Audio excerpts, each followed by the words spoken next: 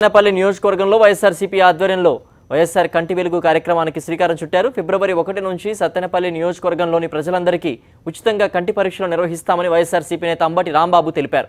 ప్రతి గ్రామంలో కంటి చూపు సమస్యలు పరిష్కరించాలనే సంకల్పంతోనే ఈ కార్యక్రమం చేపట్టామన్నారు.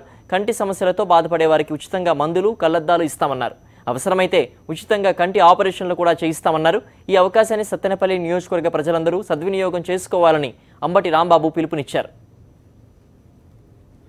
కంటి వెలుగు అనే ఒక కార్యక్రమాన్ని వైఎస్ఆర్ కాంగ్రెస్ పార్టీ వచ్చే నెల ఫిబ్రవరి 1 నుండి ఎన్ని రోజులైతే అవకాశం ఉందో అన్ని రోజులు కూడా ఈ కార్యక్రమాన్ని నిర్వహించబోతున్నాం. ఈ కార్యక్రమం ప్రధానంగా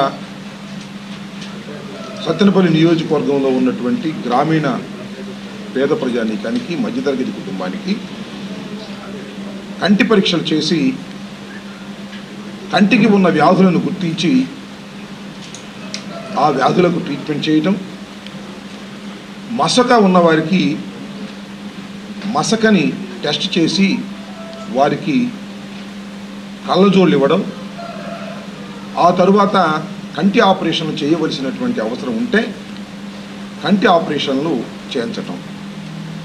దీన్ని మొత్తంగా ప్రోగ్రాంలోని సారాంశం ఇది. ప్రతి గ్రామంలోనూ ఈ కార్యక్రమం నిర్వహించాలని వైఎస్ఆర్ కాంగ్రెస్ పార్టీ తలపెట్టింది.